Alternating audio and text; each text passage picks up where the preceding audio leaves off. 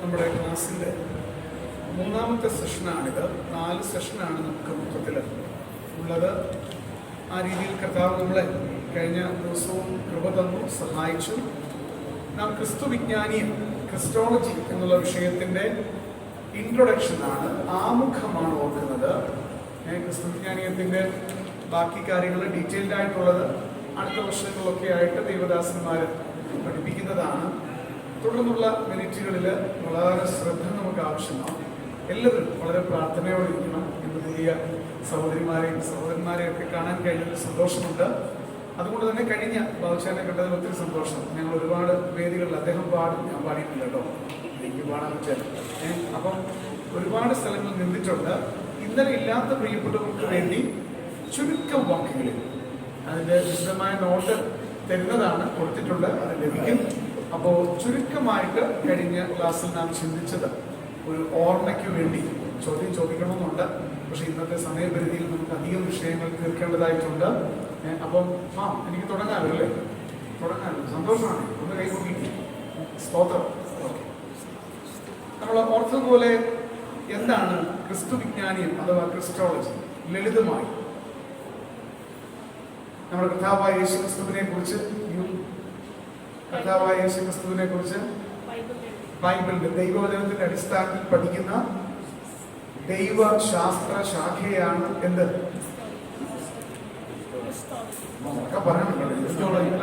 പിണക്കമാണ്. നമ്മുടെ കർത്താവായ യേശുക്രിസ്തുവിനെ കുറിച്ച് ദൈവവചനത്തിന്റെ അടിസ്ഥാനത്തിൽ പഠിക്കുന്ന ദൈവശാസ്ത്ര ശാഖയാണ് ക്രിസ്തു വിജ്ഞാനി. അതിൽ നമ്മൾ ക്രിസ്തുവിന്റെ ആളത്വമാണ് ഓർത്തു തുടങ്ങിയത്. ക്രിസ്തുവിന്റെ ആളത്വത്തെ പറ്റി നമ്മൾ ദ പേഴ്സൺ ഓഫ് ക്രൈസ്റ്റ് വിശദമായിട്ട് ഓർക്കുക. അതിന് 2 ഡിവിഷൻസ് ആയിട്ട് നമ്മൾ തിരിച്ചു. ഒന്നാമത്തത്, ഒരു മനുഷ്യൻ, ഒരു വ്യക്തിക്കുള്ളതുപോലെ ക്രിസ്തുവിൽ വ്യക്തിത്വത്തിന്റെ 3 ഘടകങ്ങൾ നമുക്ക് കാണാൻ സാധിക്കും. മുമ്പോട്ടിരിക്കും. ഒരു വ്യക്തി, ഒരു മനുഷ്യനുള്ളതുപോലെ ക്രിസ്തുവിൽ വ്യക്തിത്വത്തിന്റെ 3 ഘടകങ്ങൾ. ഇത് ക്രിസ്തുവിന്റെ മനുഷ്യത്വത്തിലേക്കാണ് വിരൽ ചൂണ്ടുന്നത്. അത് ദേഹം അല്ലെ, അല്ലെങ്കിൽ ശരീരം. പിന്നെ ദേഹി, മറ്റൊരു പേര് പ്രാണൻ, ജീവൻ. അത് ഞാൻ വിശദീകരിക്കുന്നില്ല. മൂന്നാമതായിട്ട് നമ്മൾ ഓർത്ത പോലെ ആത്മാവ്. ഈ 3 ഘടകങ്ങളും നമ്മുടെ കർത്താവിനുണ്ട് എന്നുള്ളത് നമ്മൾ വിശദമായിട്ട് കഴിഞ്ഞ ദിവസം ഓർത്തതാണ്. എന്തിനാണ് അങ്ങനെ പറഞ്ഞത്? പല ദുരുപദേഷ്ടാക്കന്മാർ കർത്താവിന്റെ ശരീരം സങ്കല്പമാണ്, മായയാണ്, തോന്നലാണ്, മിഥ്യയാണ് എന്നൊക്കെ പഠിപ്പിച്ച് ചരിത്രത്തിൽ അനേകർ വഴിതെറ്റി പോയിട്ടുണ്ട്. അവരുടെ അനുയായികൾ മറ്റു പലതരത്തിൽ ഇന്നും ഉണ്ട്. അത് ഇടപെടുമ്പോൾ അറിയാം. അങ്ങനെ എന്തെങ്കിലും നമ്മുടെ നേരെ വന്നാൽ നമ്മുടെ കർത്താവ് സങ്കല്പമല്ല. 1 യോഹന്നാനിലേക്ക് വരുമ്പോൾ നമ്മൾ ഓർത്ത പോലെ ഞങ്ങളുടെ കണ്ണുകൊണ്ട് കണ്ടതും ഞങ്ങളുടെ കൈ തൊട്ടതും എന്നൊക്കെ പറഞ്ഞിട്ടുള്ള ആ ഭാഗങ്ങളൊക്കെ നമ്മൾ പരാമർശിച്ചു പോയി. അതുകൊണ്ട് അതിലേക്കൊന്നും ഞാനിനി പോയാൽ ഇന്നൊന്നും തീർക്കാൻ പറ്റുകയില്ല. തന്നെയല്ല, നമ്മൾ ഓർത്തു ഈ ക്രിസ്തുവിന്റെ ആളത്വത്തിന്റെ 2ാമത്തെ ഭാഗം അവിടുത്തെ മഹത്വത്തെ, അവിടുത്തെ ശ്രേഷ്ഠതയെ കാണിക്കുന്നതാണ്. അത് ക്രിസ്തുവിന്റെ ദൈവത്വത്തിലേക്കാണ് എന്ത് ചെയ്യുന്നത്? എന്നാ ചെയ്യുന്നത്? വേറെ ഞങ്ങളുടെ കൊച്ചു സഭയിലാണെങ്കിൽ എംപോസിഷനൊക്കെ ഉണ്ട്. ഞാൻ ഇവിടെ അതിന് തൽക്കാലം മുതലില്ല. അപ്പൊ ഒരു കാര്യം ഓർത്തോണം, അത് ക്രിസ്തുവിന്റെ മഹത്വത്തിലേക്കാണ്, ശ്രേഷ്ഠതയാണ്, ക്രിസ്തുവിന്റെ ദൈവത്വത്തിലേക്കാണ് എന്ത് ചെയ്യുന്നത്. അവിടെ നമ്മളൊന്ന് ഓർത്തത് പ്രീ എക്സിസ്റ്റൻസ് ഓഫ് ക്രൈസ്റ്റ്, ക്രിസ്തുവിന്റെ പൂർവാസ്തിക്യം. ആ പൂർവാസ്തിക്യം എന്ന് പറഞ്ഞാൽ നമ്മൾ ഓർത്ത പോലെ എന്താ? കന്യകയുടെ മകനായി ജനിക്കുന്നതിന് മുൻപേ ആരുണ്ടായിരുന്നു? ക്രിസ്തു ഉണ്ടായിരുന്നു. ഒത്തിരി വാക്യങ്ങൾ നമ്മൾ ഓർത്തു. യോഹന്നാൻ 8:58 വരുമ്പോൾ കർത്താവിന് അബ്രഹാം ജനിച്ചതിന് മുൻപേ ഞാനുണ്ട്. നിനക്ക് 50 വയസ്സായിട്ടുണ്ടോ എന്ന് ചോദിച്ചാൽ 50 വയസ്സ് 2 കാര്യങ്ങളെ കാണിക്കുന്നു. ഒന്ന്, പൂർണ്ണതയെ കാണിക്കുന്നു. 2, ദൈവാലയത്തിന്റെ ശുശ്രൂഷയിൽ നിന്ന് വിരമിക്കുന്ന പ്രായം. 25-ാം വയസ്സിൽ ജോയിൻ ചെയ്യണം. എത്രാമത്തെ വയസ്സിൽ വിരമിക്കണം? 50-ാം വയസ്സിൽ. എന്ന് പറഞ്ഞാൽ ആ ജോലിയിൽ നിന്ന് വിരമിക്കുന്നെങ്കിലും ദൈവാലയത്തിൽ അവർക്ക് പിന്നെയും അവരെ അസിസ്റ്റ് ചെയ്യുന്ന വേലയുണ്ട്. അവിടെ ഒരു ആത്മീക സത്യമുണ്ട്. കർത്താവിന്റെ ദാസന്മാരുടെ ശുശ്രൂഷകൾ എന്ത് ചെയ്യുന്നില്ല? മരിക്കുവോളം തീരുന്നില്ല. ദൈവത്തിന്റെ സ്തോത്രം. അങ്ങോട്ടൊക്കെ പോയി കഴിഞ്ഞാൽ ഞാൻ തനി സുശേഷനായി പോകും. അതുകൊണ്ട് ഞാൻ അങ്ങോട്ടേക്ക് പോകുന്നില്ല. നമ്മുടെ കൊലോസ്യലേഖനം 1:17 വരുമ്പോൾ ഓർത്ത പോലെ അവൻ സർവത്തിനും മുമ്പെയുള്ളവൻ. അത് ക്രിസ്തുവിന്റെ പൂർവാസ്തിക്യമാണ്. ഉറങ്ങുമല്ലോ, ഞാൻ കണ്ണു തോന്നിരുന്ന ഉറങ്ങുമല്ലോ. അതിന് കഴിവുള്ളവരൊക്കെ ഉണ്ട്. അപ്പം പിന്നെ നമ്മൾ ഓർത്ത് ക്രിസ്തുവിന്റെ പൂർവാസ്തികത, പ്രീ എക്സിസ്റ്റൻസ് ഓഫ് ക്രൈസ്റ്റ് കഴിഞ്ഞ് ക്രിസ്തുവിന്റെ ജഡാവതാരം, ഇൻകാർണേഷൻ, വെർജിൻ ബർത്ത്, കർത്താവിന്റെ കന്യകാജനനം, അത് നമ്മൾ വിശദമായിട്ട് ഓർത്തു. ഞാൻ അതിലേക്ക് ഇനി പോകുന്നില്ല. പിന്നെ നമ്മൾ ഓർത്തത് കർത്താവിന്റെ ജീവിതമാണ്. ആ ജീവിതത്തിന്റെ ഏറ്റവും വലിയ പ്രത്യേകത അവിടുന്ന് പാപരഹിതനാണ്. His sinlessness. അവിടുന്ന് ആരാണ്? പാപമില്ലാത്തവൻ. അവനിൽ പാപം ഇല്ല. ഞാൻ അങ്ങോട്ടേക്ക് പോകുന്നില്ല. പിന്നെ കർത്താവിന്റെ മരണം, അത് രണ്ട് കാര്യം ഓർത്തു. അതെല്ലാവരുടെയും പാപപരിഹാരത്തിന് വേണ്ടിയുള്ളതാണ് എന്നും അനേക ക്രിസ്തുവിൽ വിശ്വസിച്ചവർ ഇനി ഉയർത്തെഴുന്നേൽക്കും എന്നതിന്റെ തെളിവാണ്. ഇനി പറയണ്ടല്ലോ. പിന്നെ നമ്മൾ ഓർത്ത് ക്രിസ്തുവിന്റെ ഉയർത്തെഴുന്നേൽപ്പും പുനരുദ്ധാനവും സ്വർഗാരോഹണവും നമ്മൾ ഓർത്തതാണ്. ഇന്ന് നമ്മൾ പുതിയ ചിന്തകളിലേക്ക് പ്രവേശിക്കുക. അപ്പൊ എനിക്ക് ധൈര്യമായിട്ട് മുന്നോട്ട് പോകാമല്ലോ അല്ലേ? Okay, thank you. നിങ്ങളുടെ ഉത്തരവൊക്കെ എനിക്കൊരു സന്തോഷം. നിങ്ങൾ ഉത്തരവൊക്കെ പറയണം. തെറ്റിയാലും കുഴപ്പമില്ല, തെറ്റിയാലും കുഴപ്പമില്ല, പറയണം. നമ്മൾ ഇന്ന് തുടർന്ന് ചിന്തിച്ച് തുടങ്ങാൻ പോകുന്നത് ഒരു വലിയ വിഷയത്തിന്റെയാണ്. പക്ഷെ ആ വലിയ വിഷയത്തില് ഞാൻ വാക്യങ്ങൾ അധികം തരാതെ സമയത്ത് നിർത്താൻ വേണ്ടി ഒരു വാക്യത്തിൽ നിന്നാണ് പ്രധാനമായിട്ടും ഇനി പറയാൻ പോകുന്ന ഒരു കാര്യം കർത്താവ് എനിക്ക് പ്രകാശിപ്പിച്ച് തന്നത്. അതായത് വന്നാട്ട് സിസ്റ്റർ. അതെന്താണെന്ന് മുമ്പോട്ട് ഇരുന്നാണ്. ഇന്നലെ ഉണ്ടായിരുന്നു, ഇല്ലല്ലോ. അപ്പൊ ഇനി ഞാൻ വീണ്ടും റിപ്പീറ്റ് ചെയ്തല്ലോ കേട്ടോ. സിസ്റ്ററിന് പറഞ്ഞു കൊടുക്കണം. എന്നോട് വേണമെങ്കിലും ചോദിക്കുന്നതിന് തടസ്സം ഇപ്പോഴല്ല, ഇത് കഴിഞ്ഞു. അപ്പൊ ഓർത്തോണം, ഇന്ന് നമ്മൾ ഇപ്പൊ ചിന്തിച്ചു തുടങ്ങുന്നത് നമ്മുടെ കർത്താവിന്റെ, ക്രിസ്തുവിന്റെ ത്രിവിധ ഔദ്യോഗിക പദവികൾ. കർത്താവിന് 3 തരത്തിലുള്ള ഒഫീഷ്യൽ ആയിട്ടുള്ള പദവികളുണ്ട്. ക്രിസ്തുവിന് ഒരുപാട് പദവികളുണ്ട്. കർത്താവിനെ പറ്റി പഠിച്ചു നോക്കിയാൽ അവിടുത്തെ പദവികൾ തിരുവചനത്തിൽ ഒത്തിരി പറയുന്നുണ്ട്. എന്നാൽ എന്തുകൊണ്ടാണ് ഈ 3 പദവികൾ നമ്മൾ പറയുന്നത്? ചിന്തിച്ചിട്ടുണ്ടോ? ഈ 3 പദവികളിൽ എല്ലാ പദവികളും എന്ത് ചെയ്യുന്നുണ്ട്? ഉള്ളടക്കം ചെയ്യുന്നുണ്ട്. മറക്കരുത്, ക്രിസ്തുവിന്റെ ഉറക്കം വരുന്നുണ്ടോ? ഞാനാണ് ഇന്നത്തെ പോലെ 1 മിനിറ്റ് ഇരുന്നിട്ടില്ല. അപ്പം നിങ്ങൾ ഉറങ്ങിയ നിങ്ങളെക്കാൾ ചിലപ്പോൾ മുമ്പ് നിന്ന് ഞാൻ ഉറങ്ങും. അതുകൊണ്ട് ഉറക്കരുത്.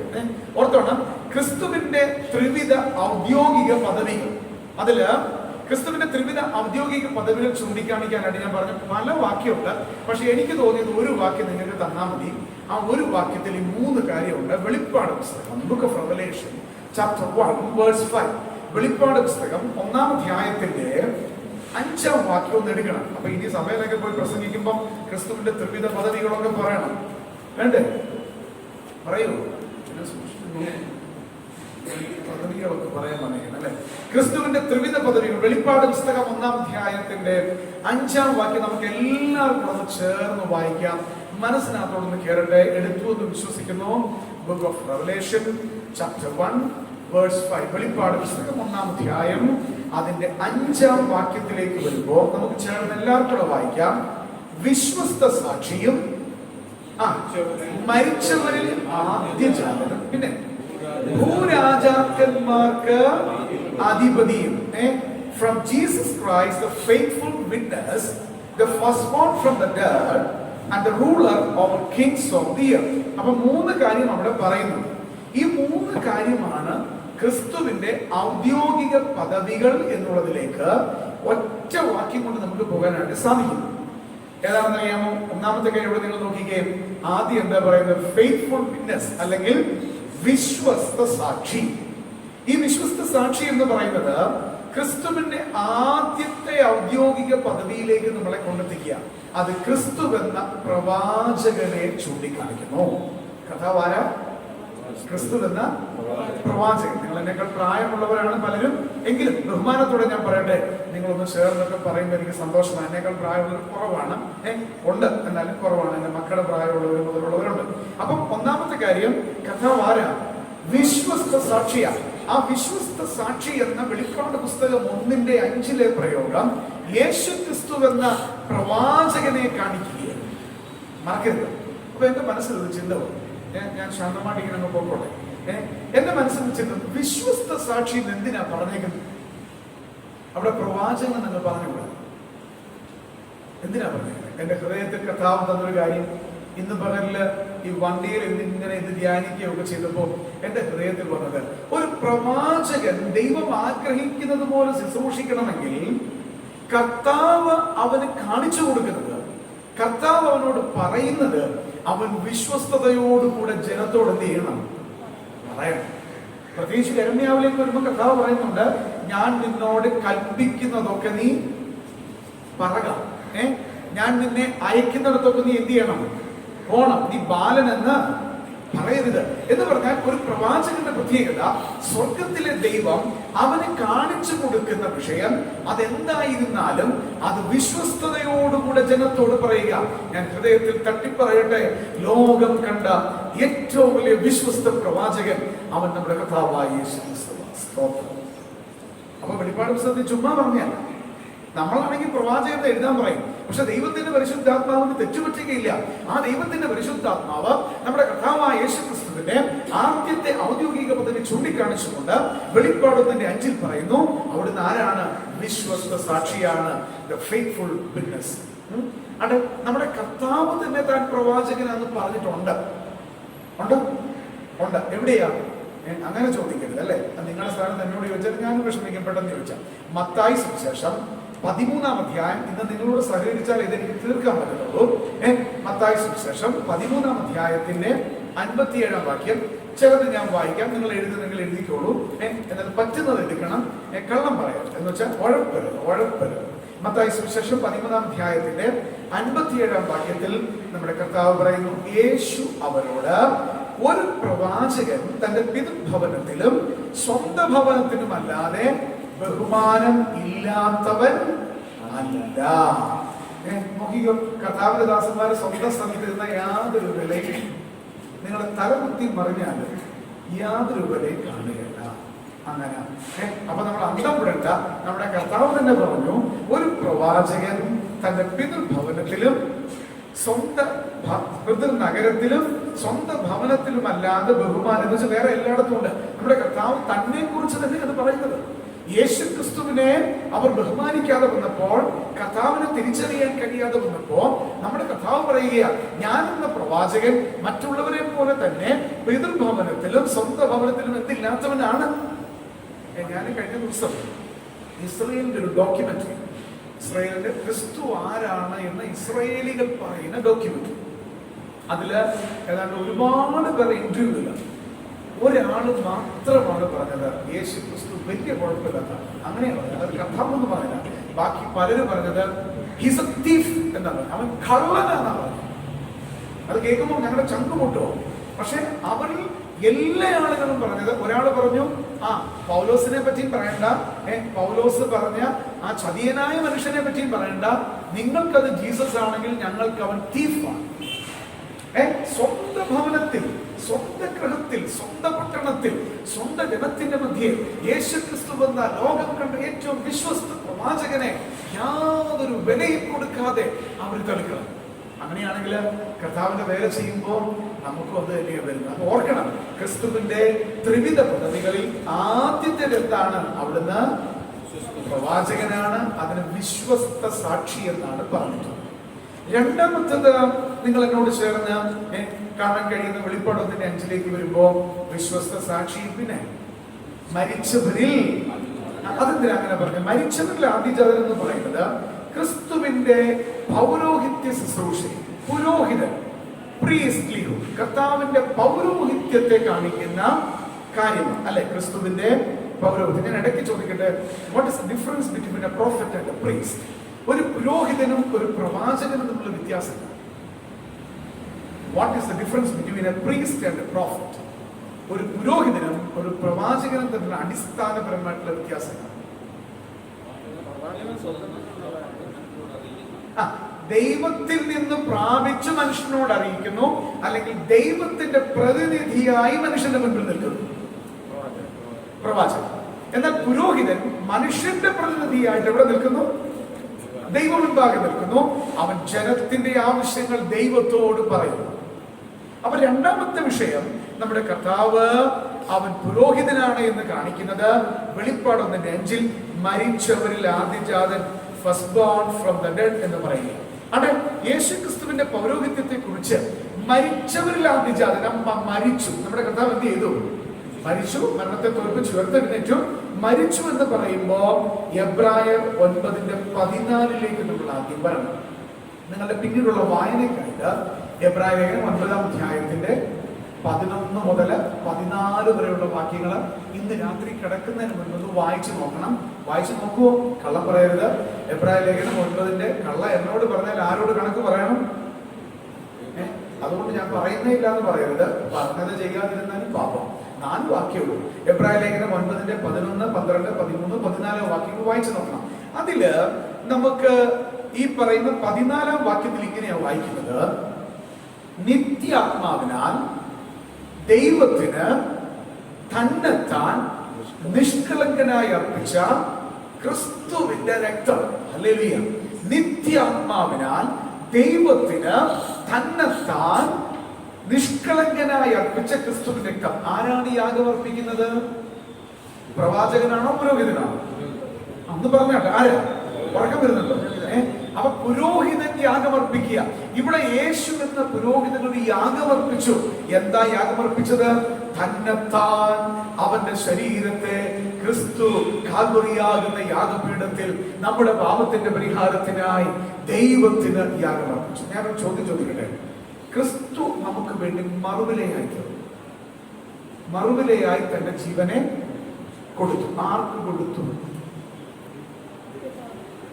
ആർക്ക് കൊടുത്തു? ഇതാണ് ആർക്ക് കൊടുത്തു? തെറ്റിക്കോട്ടെ, അതല്ല ഞാൻ ചോദിച്ചത്. ഈ ക്രിസ്തുവിന്റെ പ്രാണൻ മറുവിലയായി ആർക്ക് കൊടുത്തു? നമുക്ക് വേണ്ടി തന്നു. പക്ഷെ ആർക്ക് കൊടുത്തു? ആ മറുവിലെ ആർക്ക് കൊടുത്തു? പിതാവിന് കൊടുത്തു. പക്ഷെ പല സ്ഥലങ്ങളിലും ആരാധനയ്ക്ക് വരെ പറയുന്നത് പിശാചിന് കൊടുത്തു. ഞാൻ കേട്ടിട്ടുണ്ട്. മരണത്തിന്റെ അധികാരിയായ പിശാചിന് യേശു ക്രിസ്തുവിന്റെ പ്രാണൻ മറുവിലയായി കൊടുത്തുകൊണ്ട് വീണ്ടെടുത്തു എന്ന് പറയുന്ന, കാരണം ഞാൻ ഈ കേരളത്തിന്റെ അങ്ങോളം ഇങ്ങോളം യാത്ര ചെയ്യുന്ന ഒരാളാണ്. അല്ലെ ഭാഷ കണ്ടിട്ടുണ്ടോ? ഞാൻ കേട്ടിട്ടുണ്ട്. അപ്പം നാം വായിക്കുന്നുണ്ട്, ദൈവത്തിന് വീണ്ടെടുപ്പ് വില കൊടുക്കാനോ ആർക്കും കഴിയില്ല. അപ്പൊ ആർക്കാ മറുവില കൊടുത്തത്? യേശു ക്രിസ്തു എന്ന പുരോഹിതൻ കാൽവറിയാകുന്ന യാഗപീഠത്തിൽ നിഷ്കളങ്കനായി തന്നെത്താൻ അർപ്പിച്ചപ്പോൾ അത് അവിടുത്തെ പൗരോഹിത്യ ശുശ്രൂഷയെ കാണിക്കുന്നതാ. മറക്കരുത്. എന്നിട്ട് എബ്രായ ലേഖനം 9-ാം അധ്യായത്തിന്റെ 11-ാം വാക്യം ആരംഭിക്കുന്നത് തന്നെ Hebrews chapter 9 verse 11. It's begins with എബ്രായ ലേഖനം 9-ന്റെ 11-ാം വാക്യം ആരംഭിക്കുന്നത് തന്നെ ക്രിസ്തുവോ വരുവാനുള്ള നന്മകളുടെ മഹാപുരോഹിതനായി വന്നിട്ടെന്ന് പറഞ്ഞിട്ടുണ്ട്. ക്രിസ്തുവോ വരുവാനുള്ള നന്മകളുടെ മഹാപുരോഹിതനായി വന്നിട്ട്. ഞാൻ ഒരിക്കൽ കൂടെ ഇന്നത്തെ ക്ലാസ് റിപ്പീറ്റ് ചെയ്യാം നിങ്ങൾക്കായിട്ട് മനസ്സിലായിട്ടും. യേശു ക്രിസ്തുവിന്റെ 3 വിധത്തിലുള്ള ത്രിവിധ ഔദ്യോഗിക പദവികൾ അതിലെല്ലാം വരുന്നുണ്ട്. അതിൽ 3 എണ്ണത്തിലെല്ലാം വരുന്നു. അതിനാധാരമായി വെളിപ്പാട് പുസ്തകം 1-ാം അധ്യായത്തിന്റെ 5-ാം വാക്യമാണ് നമ്മൾ എടുത്തത്. അതിൽ തുടങ്ങുന്നത് വിശ്വസ്ത സാക്ഷിയും. അത് ക്രിസ്തുവിന്റെ പ്രവാചക ദൗത്യത്തെ കാണിക്കുന്നു. ക്രിസ്തു എന്ന പ്രോഫറ്റ്, ഹിസ് പ്രൊഫറ്റിക്കൽ മിനിസ്ട്രി. ഒരു പ്രവാചകൻ വിശ്വസ്തയോടെ ദൈവം കാണിച്ചു കൊടുക്കുന്നതിനെ അറിയിക്കണം.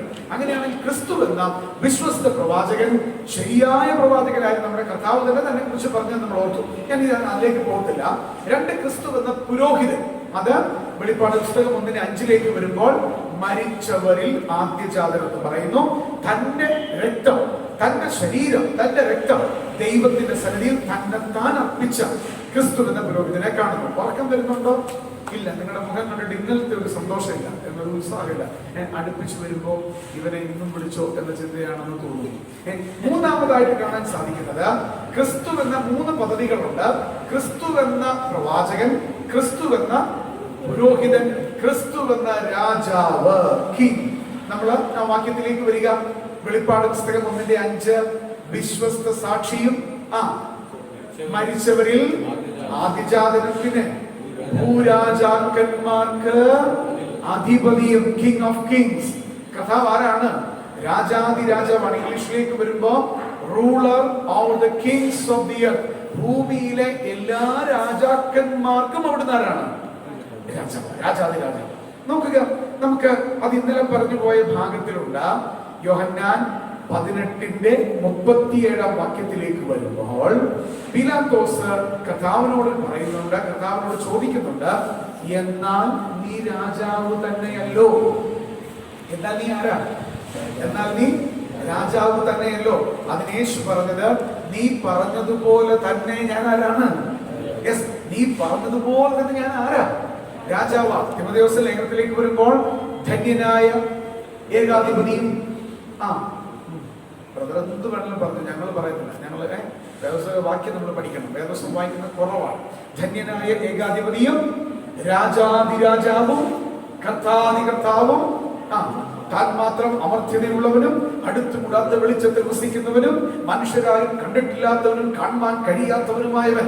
അപ്പൊ ധന്യനായ ഏകാധിപതി രാജാതിരാജാവ്. അപ്പൊ കർത്താവ് ഭൂമിയിലെ സകല രാജാക്കന്മാർക്കും മീതെ ആരാണ്? രാജാവാ. അപ്പൊ ക്രിസ്തുവിന്റെ മൂന്നാമത്തെ പദവി എന്ന് പറയുന്നത് ruler over the Kings of the earth. എല്ലാ രാജാക്കന്മാർക്കും മീതെയാണ്. അപ്പൊ മറക്കരുത്, ഞാൻ ഈ വിഷയത്തെ ഈ ഒറ്റ വാക്യത്തിൽ നിർത്തുമോ അല്ലെങ്കിൽ വേറെ ഒന്നിലേക്ക് പോകാൻ പറ്റത്തില്ല. ഇതൊക്കെ ഡീറ്റെയിൽഡ് ആയിട്ട് ടിമ്പിൾ ബ്രദറോ കനകരാജാച്ചാനൊക്കെ പഠിപ്പിക്കാൻ എന്റെ പുറകെ വരുന്നുണ്ട്. അവർക്ക് വേണ്ടി ഞാൻ തുടക്കമിട്ട് കൊടുത്തിട്ട് വേദി മാറി കൊടുക്കുന്നു എന്ന് മാത്രമേ ഉള്ളൂ. അപ്പൊ ഓർത്തോണം, ഇപ്പൊ നമ്മൾ പറഞ്ഞത് ആരാണെന്ന് പറയുക സഹോദരിമാരുടെ ഭാഗത്ത് നിന്ന്. പ്രതീക്ഷയോടെ സമയം കളയരുത്, കാരണം ഇനി ഒത്തിരി തീർക്കാൻ ഒന്ന് പറയുവാണെങ്കിൽ ഒന്ന് എഴുന്നേച്ചത് പറയാം.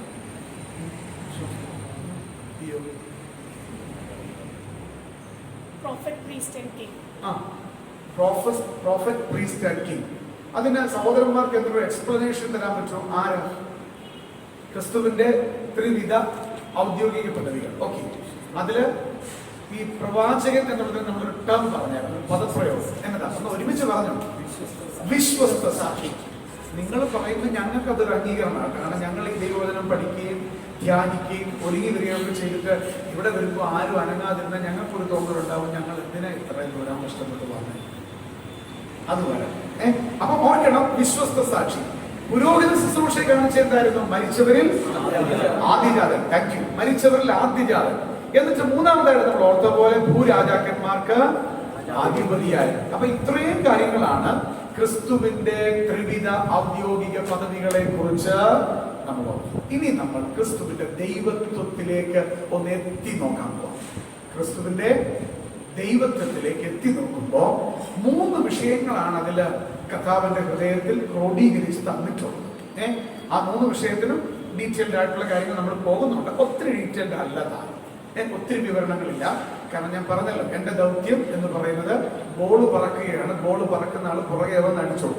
അപ്പൊ ഇപ്പൊ ഞാൻ ബോള് പറക്കുന്നതേ ഉള്ളൂ. അപ്പൊ ഓർക്കണം, ക്രിസ്തുവിന്റെ ദൈവത്വം പറയുമ്പോ ഒന്ന്, ഞാൻ ഇന്നലെ പറഞ്ഞതുപോലെ ദൈവത്തിന്റെ പകരപ്പെടാത്ത സ്വഭാവങ്ങൾ ക്രിസ്തുവിൽ കാണും. ദൈവത്തിന്റെ പകരപ്പെടുന്ന സ്വഭാവം നമുക്ക് കിട്ടിയിട്ടുണ്ട്. സ്നേഹം നമുക്ക് പരിശുദ്ധാത്മാവിനാൽ ദൈവത്തിന്റെ സ്നേഹം നിങ്ങളുടെ ഹൃദയങ്ങളിലേക്ക് പകർന്നിരിക്കുന്നു. പകരുക എന്ന് പറഞ്ഞാൽ ഒരു പാത്രത്തിൽ നിന്ന് മറ്റൊന്നിലേക്ക്. അതേപോലെ ക്രിസ്തുവിന്റെ ഈ പ്രത്യേകമായ കാര്യങ്ങൾ പകരപ്പെടാത്തത് ക്രിസ്തുവിൽ കാണും. ദൈവത്തിന്റെ പകരപ്പെടാത്ത സ്വഭാവം. നമ്മൾ അതിലേക്ക് പോകും. മനസ്സിലാകുന്നുണ്ടോ? മക്കളെ, നിങ്ങളൊക്കെ തലയാട്ട് ഉണ്ടോ?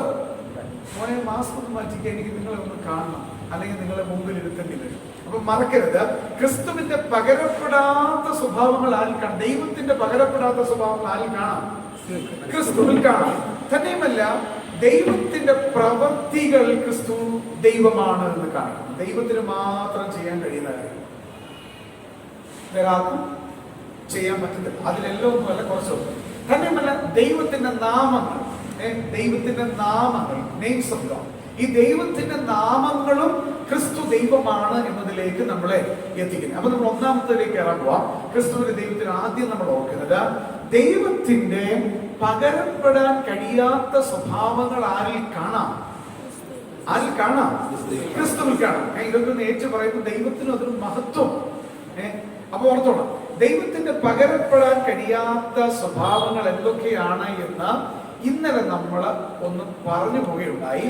ഞാൻ അത് തുടർന്ന് പറയാനായിട്ട് ആഗ്രഹിക്കുന്നു.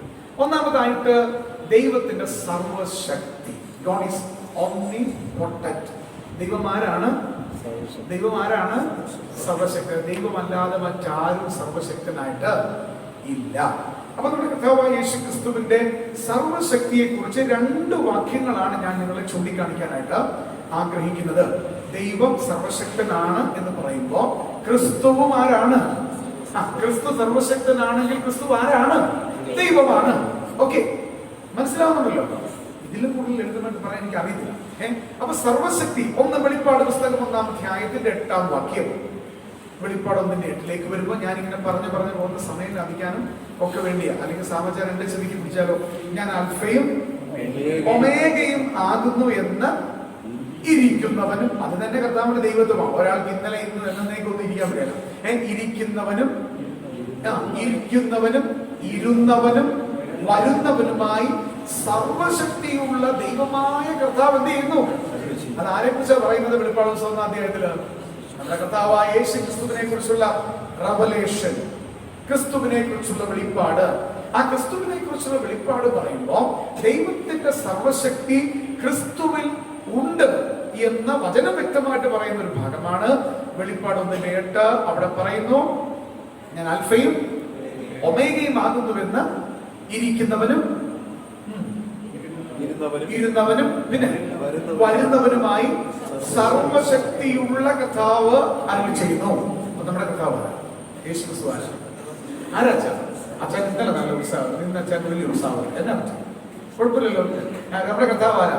സർവശക്തിയുള്ള കർത്താവ്. അപ്പൊ ദൈവത്തിന്റെ പകരപ്പെടാൻ കഴിയാത്ത ഒന്നാമത്തെ സ്വഭാവം സർവശക്തി. അത് ക്രിസ്തുവിൽ നമ്മൾ കാണുക. ആ സർവശക്തിയെ കുറിച്ച് എന്നെ വളരെ ആവേശത്തിലാക്കുന്ന, ശബ്ദം ഒത്തിരി കുറയ്ക്കാൻ ഞാൻ മനഃപൂർവ്വം ശ്രദ്ധിക്കുന്ന ഒരു കാര്യമുണ്ട്. ഫിലിപ്പ് ലേഖനം 3-ാം അധ്യായത്തിന്റെ 21-ാം വാക്യം. Philippines chapter 3:21. മക്കളെ, നിങ്ങൾ എഴുതുന്നൊക്കെ ഉണ്ടോ? മനസ്സിലാവുന്നുണ്ടോ? അതോ അവിടുത്തെ ക്ലാസ് കഴിഞ്ഞു ഇവിടെ ഇങ്ങനെ തുമ്മാതിരിക്കുകയാണോ? ഫിലിപ്പ് ലേഖനം ഞാൻ ചോദ്യമൊക്കെ ചോദിക്കും കേട്ടോ. ഫിലിപ്പ് ലേഖനം 3:21. അവൻ സകലവും തനിക്ക് കീഴ്പ്പെടുത്തുവാൻ കഴിയുന്ന തന്റെ വ്യാപാര ശക്തി കൊണ്ട് നമ്മുടെ താഴ്ചയുള്ള ശരീരത്തെ തന്റെ മഹത്വമുള്ള ശരീരത്തോട് അനുരൂപമായി രൂപാന്തരപ്പെടുത്തും. അവൻ സകലവും. അവനെന്ന് പറഞ്ഞാൽ ആരാ? ഫിലിപ്പിയർ 3:20 വരുമ്പോൾ നമ്മുടെ പൗരത്വമോ സ്വർഗത്തിലാകുന്നു. അവിടെ നിന്ന് നമ്മുടെ കർത്താവായ യേശു ക്രിസ്തു രക്ഷിതാവായി വരും എന്ന്. ആ രക്ഷ ഏതാ? ദേഹിരക്ഷയാണ്. ദേഹരക്ഷ, ശരീരത്തിന്റെ വീണ്ടെടുപ്പം, ത്രികാല രക്ഷ. ഏതൊക്കെയാണ്? എന്റെ വിഷയമല്ലത്, എന്നാലും ത്രികാല രക്ഷ. രക്ഷിക്കപ്പെട്ടു എന്ന് പറഞ്ഞാൽ എന്തിൽ നിന്ന് രക്ഷിക്കപ്പെട്ടു? രക്ഷിക്കപ്പെട്ടവർക്ക് കൈകൊണ്ടു. പെണ്ണ് കെട്ടിയോന്ന് ചോദിച്ചാൽ ഞാൻ വീട്ടിൽ ചെന്ന് ആലോചിച്ച് പറയാന്ന് പറഞ്ഞാൽ എവിടെയെങ്കിലും കൊണ്ടുപോകണം. വേണ്ടേ? പെണ്ണ് കെട്ടിയെന്നാ തോന്നുന്നു. അങ്ങനെ പറയുവാണെങ്കിൽ നമ്മൾ എന്ത് ചെയ്യും? അടുത്ത ആഴ്ച ഞാനാണെങ്കിൽ 10 ലക്ഷം കൊടുക്കുകയാണ്. ആദ്യം നീ പോയി പെണ്ണ് കെട്ടിയോ? 2000 രക്ഷിക്കപ്പെട്ടോ? അപ്പൊ ത്രികാല രക്ഷ അറിയണ്ടേ? എന്തിന് രക്ഷിക്കപ്പെട്ടു? പകുതി പറഞ്ഞു, പാപത്തിന്റെ ബാക്കി പുറട്ടെ. എന്തിന് രക്ഷിക്കപ്പെട്ടു? ഇവിടെ ആരോ പറഞ്ഞു. അതുകൊണ്ട് ഇപ്പോൾ ക്രിസ്തുവേശുള്ളവർക്ക് അപ്പൊ എന്തിന് രക്ഷിക്കപ്പെട്ടു? From the punishment of sin I have been saved. എന്താ? പാപത്തിന്റെ ശിക്ഷയിൽ നിന്ന് ഞാൻ രക്ഷിക്കപ്പെട്ടു. ഇപ്പൊ ഞാൻ രക്ഷിക്കപ്പെട്ടു കൊണ്ടേയിരിക്കുന്നു. എന്തിൽ നിന്ന്? പറഞ്ഞു, പാപത്തിന്റെ ശക്തിയിൽ നിന്ന്. പാപം ചെയ്യാൻ തോന്നുമ്പോ ദൈവകൃപയിൽ ആശ്രയിച്ച് പാപത്തെ തോൽപ്പിക്കുന്ന പാപത്തിന്റെ ശക്തിയിൽ നിന്ന് രക്ഷിക്കപ്പെട്ടുകൊണ്ടേയിരിക്കുന്നു. ഇനി ഞാൻ എന്ത് ചെയ്യും? ഇനി എന്ത് ചെയ്യും? രക്ഷിക്കപ്പെടും. എന്തിൽ നിന്ന്? പാപത്തിന്റെ സാന്നിധ്യത്തിൽ. From the presence of sin. ഈ പാപമുള്ള ലോകം വിട്ട ശരീരത്തിന്റെ വീണ്ടെടുപ്പോടുകൂടെ നാം കർത്താവിനെ എതിരേൽപ്പാൻ സ്വർഗത്തിൽ പോകും. പാപമില്ലാത്തവരായി, പാപം ചെയ്യാൻ കഴിയാത്തവരായി, പാപമില്ലാത്തിടത്ത് നാം നിത്യകാലം വസിക്കും. അതാണ് നമ്മുടെ പ്രത്യാശ. അപ്പൊ അവിടെ കാണുവാൻ കഴിയുന്നത് ആ വാക്യം നോക്കിക്കോ. ഫിലിപ്പിയർ 3:21. അവൻ എന്ന് പറഞ്ഞാൽ നാം കാത്തിരിക്കുന്ന രക്ഷിതാവായ യേശു ക്രിസ്തു സകലവും തനിക്ക്, ആ വാക്യം ഭയങ്കര കേട്ടോ, തനിക്ക് കീഴ്പ്പെടുത്തുവാൻ കഴിയുന്ന തന്റെ വ്യാപാര ശക്തി. എല്ലാത്തിനെയും കീഴ്പ്പെടുത്തുവാൻ കഴിയുന്ന വ്യാപാര ശക്തി ഉള്ളവനാണ് ആര്? അതുകൊണ്ടാണ് അവിടെ പറയുന്നത് നമ്മുടെ താഴ്ചയുള്ള ശരീരത്തെ തന്റെ ഇങ്ങനെ വേറെ ആർക്കെങ്കിലും ചെയ്യാൻ പറ്റും. അപ്പൊ ക്രിസ്തുവിന്റെ സർവശക്തി, അത് ദൈവത്തിന്റെ പകരപ്പെടാൻ കഴിയാത്ത സ്വഭാവമായ സർവശക്തി ക്രിസ്തുവിലുണ്ട് എന്നുള്ളത് ചൂണ്ടിക്കാണിക്കുന്നു. അതുകൊണ്ട് ക്രിസ്തു ദൈവമാണ്. മനസ്സിലായോ? മനസ്സിലായോ? മോനെ, മക്കളൊന്ന് പറഞ്ഞു. മോനെ പറഞ്ഞു. അങ്കിളിന് ഇഷ്ടമുള്ളതുകൊണ്ടാണ് ചോദിക്കുന്നത് കേട്ടോ. ഓക്കെ, ഒന്ന് ഉറക്കെ പറയും. നമ്മളിപ്പോ സർവശക്തിയെ കുറിച്ച് എന്താ പറയുക? നിനക്ക് മനസ്സിലായിരുന്നു? ഉറക്കെ പറയും.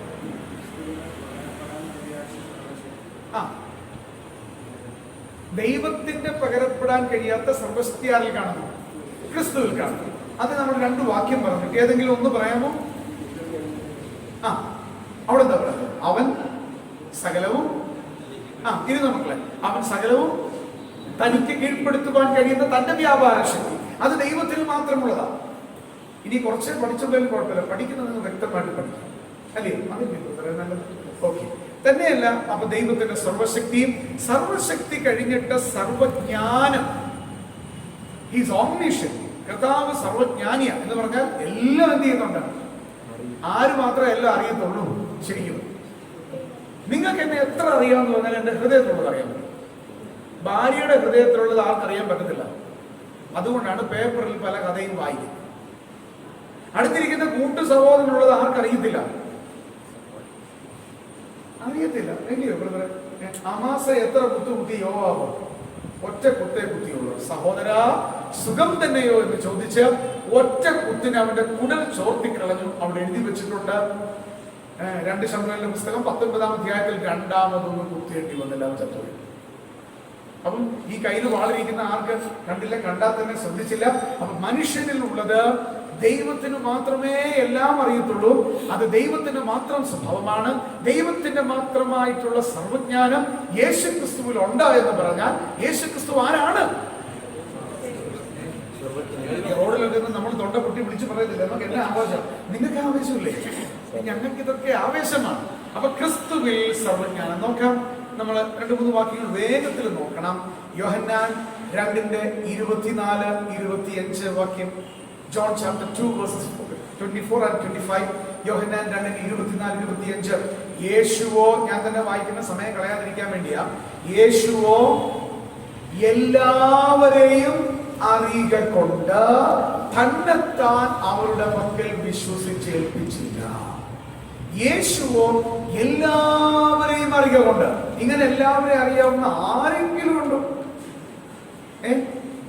നമ്മൾ പറയുക എല്ലാവരെയും അറിയാവുന്ന ആരുമില്ല. സ്വന്തം മക്കളെ എല്ലാം നമുക്കറിയാം. പക്ഷേ ഞങ്ങളൊക്കെ ഒരുപാട് ദുഃഖ കഥകൾക്ക് സാക്ഷ്യം വഹിക്കുന്നവരാണ്, അല്ലയോ? ഞങ്ങൾ ഒരിക്കലും പ്രതീക്ഷിച്ചില്ല ഞങ്ങളുടെ കുഞ്ഞുങ്ങൾ അങ്ങനെ ചെയ്യുമെന്ന് കണ്ണുനീരോടെ പറയുന്ന അനേകം മാതാപിതാക്കന്മാരെ ഞങ്ങൾ കണ്ടിട്ടുണ്ട്. കാര്യം എല്ലാവർക്കും എല്ലാം യേശുക്രിസ്തുവിനല്ലാതെ, ദൈവത്തിനല്ലാതെ എല്ലാവരെയും അറിയാൻ പറ്റത്തില്ല. പക്ഷെ കർത്താവിന് എല്ലാവരെയും അറിയാം. അത് തന്നെയുമല്ല, 25-ാം വാക്യം 2-ാം അധ്യായം യോഹന്നാന്റെ സുവിശേഷം, യോഹന്നാൻ 2:25. മനുഷ്യനുള്ളത് എന്ത് എന്ന് സ്വതവേ അറിഞ്ഞിരിക്കയാൽ തനിക്ക് മനുഷ്യനെ കുറിച്ച് യാതൊരുത്തിന്റെയും സാക്ഷ്യം. അപ്പൊ മനുഷ്യനുള്ളത് എന്ത് എന്ന് സ്വതവേ ആരറിഞ്ഞു? ഞാൻ ഒരു മുന്നറിയിപ്പ് പറയട്ടെ. നമ്മൾ എത്ര പൗഡർ ഇട്ടാലും, നമ്മളെത്ര നല്ല ഷർട്ട് ഇട്ടാലും, നമ്മളെത്ര കാപട്യത്തിന്റെ ചിരി ചിരിച്ചാലും, നമ്മളാരാണ് എന്ന്, നമ്മളിൽ എന്ത് ഉണ്ട് എന്ന് ആർക്കറിയാം. വല്ലാതെ ഭയപ്പെടുന്ന ചിത്രം. മനുഷ്യനോടാണെങ്കിൽ എന്ത് പറയാം? ഞാൻ അങ്ങനെ ആയിരുന്നു എന്ന് നീ പറയാൻ പോകുന്നു എന്ന് നിന്നെ കുറിച്ച് അറിയാവുന്നവനോട് നീ എന്ത് പറയും? ഒന്ന് ചിന്തിച്ചു നോക്കി. കർത്താവിന്റെ വേലയിലാണെങ്കിലും ഒരു ദൈവ പൈതലിന്റെ ജീവിതത്തില് ഞാൻ ഇന്നതാ പറയാൻ പോകുന്ന ഉപശാന്തി എന്ന് അറിഞ്ഞുകൊണ്ട് ആ ഉപശാന്തി നേരത്തെ അറിയാവുന്നത്. അതാ അവിടുത്തെ വിഷയം. മനുഷ്യനുള്ളത് എന്ത് എന്ന് സ്വതവേ അറിഞ്ഞു എന്ന് പറഞ്ഞാൽ കർത്താവിന് അറിയാം അവിടുന്ന് ആരാണ്? സർവജ്ഞാനിയായ ദൈവം. ക്രിസ്തുവിന്റെ സ്വഭാവം, ദൈവത്തിന്റെ പകരപ്പെടാൻ കഴിയാത്ത സർവജ്ഞാനം ക്രിസ്തുവിലുണ്ട്. യോഹന്നാൻ 16:30 ശിഷ്യന്മാര് പറയുന്ന കാര്യവും യോഹന്നാൻ 21:7 യോഹന്നാൻ 16:30 ശിഷ്യന്മാരും യോഹന്നാൻ 21:17 പത്രോസും പറയുന്ന കാര്യം. ശിഷ്യന്മാരെന്താ പറഞ്ഞ? യോഹന്നാൻ 16:30 നീ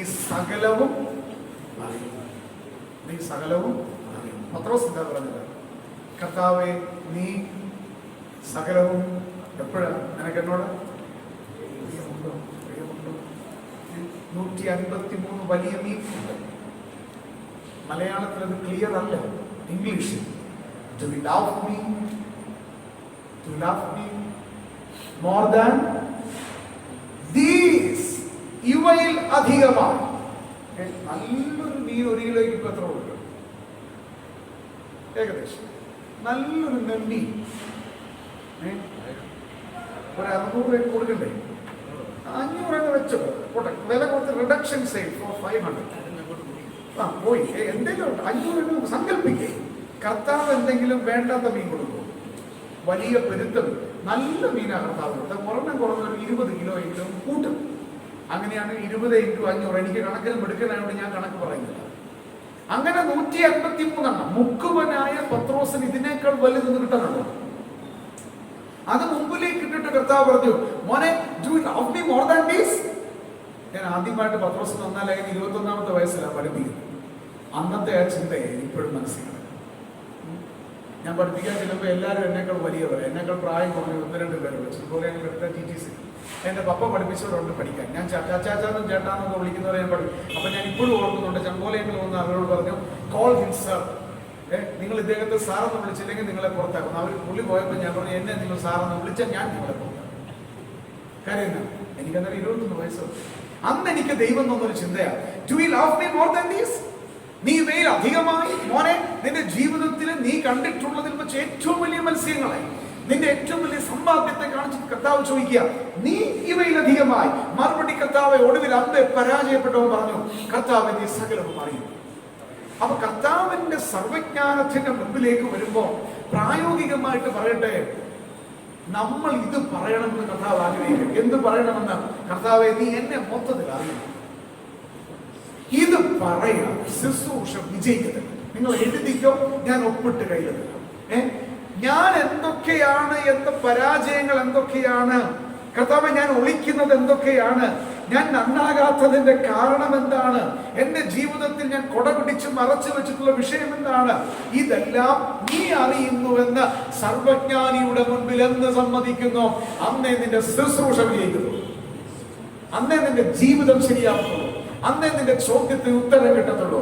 അതുകൂടാതെ സർവജ്ഞാനിയെ കബളിപ്പിച്ച് പോകാൻ നമുക്ക് എന്നെ ഭയപ്പെടുന്നൊരു വാക്യമുണ്ട്. അത് പറയുമ്പോൾ ജെയിംസ് ബ്രദർ വേണ്ടാത്ത പറഞ്ഞെന്ന് പറയുന്നത് കർത്താവ് പറഞ്ഞ കാര്യമാണ്. ഒരുത്തൻ ഒരു സ്ത്രീയെ മോഹിക്കേണ്ടതിന്, അറിയില്ലേ, നിങ്ങളാരും അങ്ങനെ ഒരിക്കലും സങ്കല്പിക്കാത്ത കാര്യം, ഒരുത്തിനൊരു സ്ത്രീയെ മോഹിക്കേണ്ടതിന്, ഞാൻ പോവാം, എത്രയോ നല്ല ആൾക്കാരെ ഒരിക്കലും പഠിപ്പിക്കേണ്ട ആവശ്യമില്ല. അവളെ നോക്കിയാൽ അവൻ അവളുമായി വ്യഭിചാരം ചെയ്യുന്നു. ചെയ്തോ? നോക്കിയത്. ഇതപ്പോ സഹോദരിമാര് വിചാരിക്കും നിങ്ങളുടെ കാര്യം അതിനേക്കാൾ കുഴപ്പമെന്ന് എനിക്ക് കിട്ടിയ പല എഴുത്തിന്ന് ഇരിക്കാം. തമ്മിൽ ഭേദം ഇവരാ. അതുകൊണ്ട് നിങ്ങളെല്ലാം മോശക്കാരാണെന്നല്ല, എല്ലാം ഒരു വ്യത്യാസവുമല്ല. എല്ലാവരും പാപം ചെയ്ത് ദൈവ തേജസ് ഇല്ലാത്തവരായി തീർന്നു. കൊട്ടാരക്കരയിൽ തന്നെ പുറത്ത് ആക്കുകയില്ലെന്ന് എനിക്കറിയാം. കാര്യം ഈ കൂട്ടത്തിൽ നിങ്ങളും പെടും. ദൈവത്തിന് തെറ്റില്ല, ഉണ്ടോ? അപ്പം നാം നോക്കിയതിനെ ദൈവം എങ്ങനെയാ വേണ്ടത്?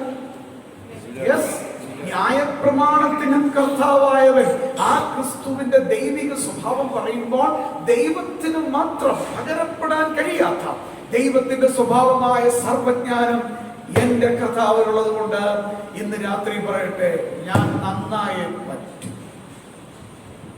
ശരിയല്ലേ? അപ്പൊ ഈ ക്ലാസ് കൊണ്ട് ഉദ്ദേശിക്കുന്ന ഒരു കാര്യമാണ് ദൈവത്തിന്റെ സർവജ്ഞാനം. ഇനി ദൈവത്തിന്റെ സർവശക്തി, ദൈവത്തിന്റെ സർവജ്ഞാനം മനസ്സിലാകുന്നുണ്ടോ? എനിക്കൊരു നിർബന്ധമുണ്ട്, ഇച്ചിരേ ഉള്ളതിനും മനസ്സിലാകും.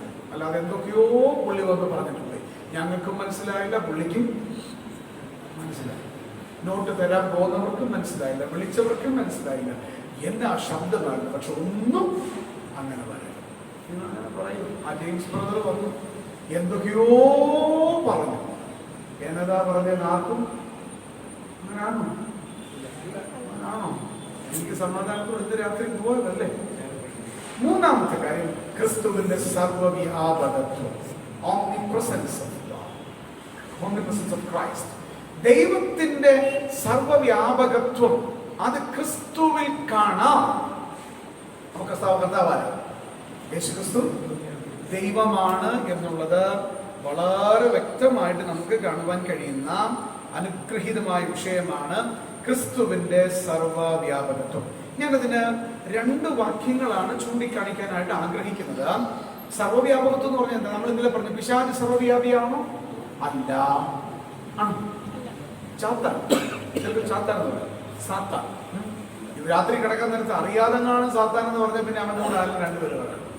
അവൻ നമ്മളെ പേടിച്ചിറങ്ങി. ഇപ്പൊ നമ്മൾ അവനെ പേടിച്ചിറങ്ങി. അവനെ ഞങ്ങൾ പറഞ്ഞോട്ടെ, ഇപ്പൊ കിട്ടും. ഞങ്ങളിപ്പോ പറയുന്നത് ദൈവത്തിന്റെ, ക്രിസ്തുവിന്റെ ദൈവത്വമാണ്. അതിൽ ക്രിസ്തുവിന്റെ ദൈവത്വം, ദൈവത്തിന്റെ പകരപ്പെടാൻ കഴിയാത്ത സർവശക്തി ക്രിസ്തുവിൽ കാണാം, സർവജ്ഞാനം ക്രിസ്തുവിൽ കാണാം, സർവ്വവ്യാപകത്വം കാണാം. 1-ാമത്തെ വാക്യം നിങ്ങൾക്കത് അറിയത്തില്ലെങ്കിൽ നാളെ നിങ്ങൾ ആരാധിക്കാൻ പോയിട്ട് കാര്യമില്ല, ആരും നോക്കണ്ട. മത്തായി 18:20 നോക്കരുത്, തമ്പുരാൻ കാണുന്നുണ്ട്. എന്നതാ?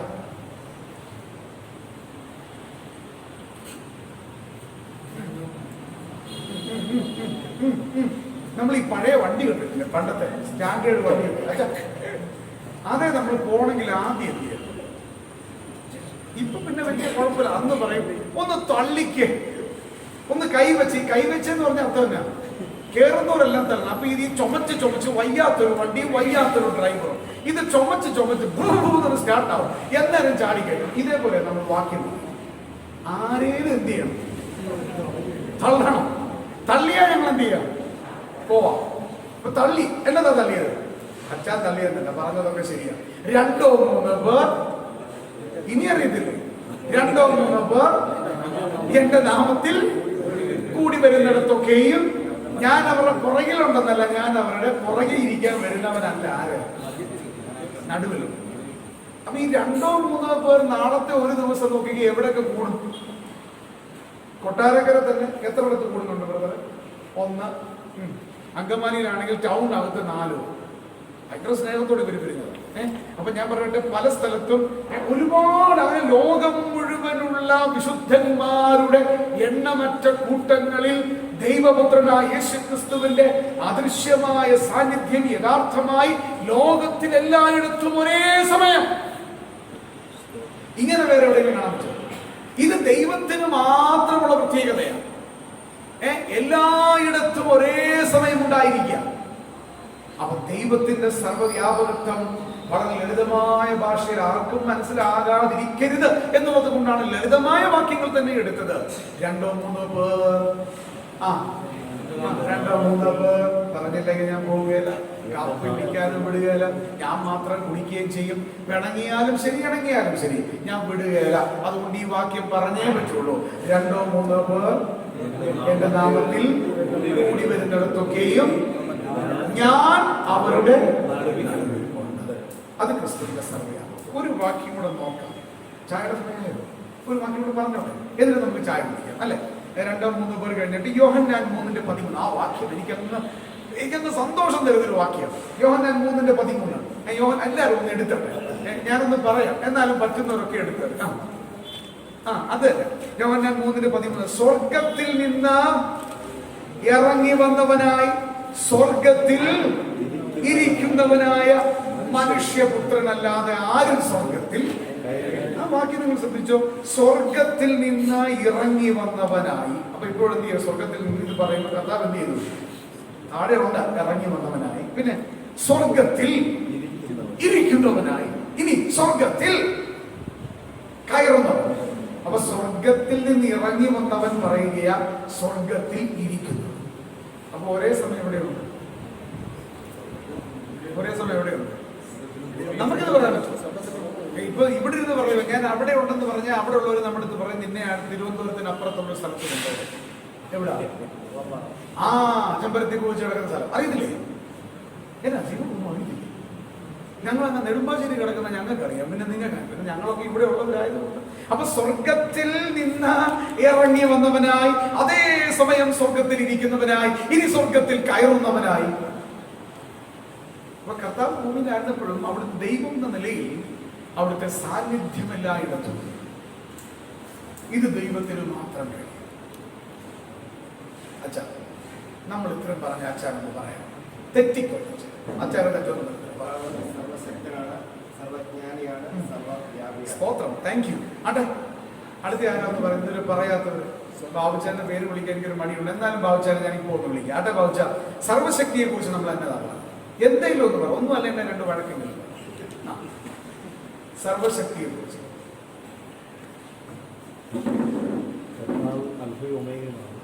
അത് പറഞ്ഞിട്ട് സർവശക്തിയുള്ള, ഞാൻ ചോദിച്ചുകൊണ്ട് വിഷമമൊന്നുമില്ല. അടുത്ത പാട്ട് പാട്ടിൽ കൂടെ എന്നെ വഴക്ക് പറയുമോ? ഇല്ലേ? രഥങ്ങളുള്ളൊരു നാട്ടിൽ, തേരിലുള്ള നാട്ടിൽ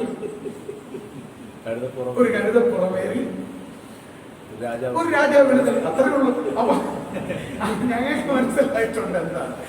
അപ്പം ഓർക്കണം, സർവശക്തിയുള്ള കർത്താവ്. മോനെ നീ ഇപ്പൊ വന്നേ, മക്കളെ നിനക്ക് ബിജു ബ്രദറിന്റെ മോനെ പറയണം, എഴുന്നേറ്റ്. സർവജ്ഞാനത്തെ പറ്റി മോൻ എന്നാ മനസ്സിലായി? തെറ്റിക്കൊണ്ട് നിനക്കറിയാം, നീ പറയും.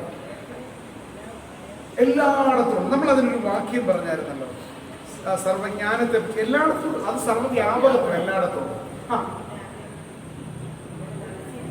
ആ മനസ്സിരിക്കുന്നുള്ളതെല്ലാം കർത്താവിന് മനുഷ്യനിലുള്ളത്, താങ്ക് യു, മനുഷ്യനിലുള്ളത് അറിയുക കൊണ്ട്.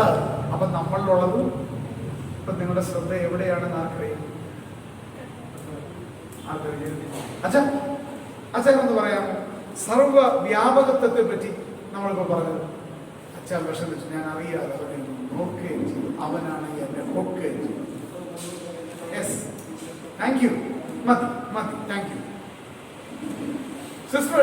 ആ സർവ്വവ്യാപകത്തിന്റെ 2-3 പേര് കഴിഞ്ഞ് ഇപ്പൊ ഞാൻ അവസാന ആവേശത്തോടൊരു കാര്യം പറയാം. അത് കഴിഞ്ഞിട്ട് അടുത്തത് നെക്സ്റ്റ് സ്വർഗം. അത് തന്നെ ആയിരുന്നു. അപ്പൊ നമ്മൾ അവിടെ ഓർത്ത പോലെ സ്വർഗത്തിൽ നിന്ന് ഇറങ്ങി വന്നു, സ്വർഗത്തിൽ ഇരിക്കുന്നവനായി. ഇനി സ്വർഗത്തിൽ ഇപ്പൊ കേറി. അത് നേരത്തെ പറഞ്ഞ കാര്യമാണ്. അപ്പൊ ഈ ചിന്തയോടുകൂടെ നമുക്ക് തൽക്കാലം ഒന്ന് തിരിയാം. പെട്ടെന്ന് കട്ടനൊക്കെ അടിച്ചിട്ട് അവിടെ ഒത്തിരി കറങ്ങി നിൽക്കരുത്. ഇനി നമുക്ക് ഒത്തിരി കാര്യം, എന്റെ നോട്ട് എടുത്തുകൊണ്ട് പോകരുത്. ഇതില്ലെങ്കിൽ ഞാൻ ഒന്നുമില്ല. ഓക്കെ, ദൈവം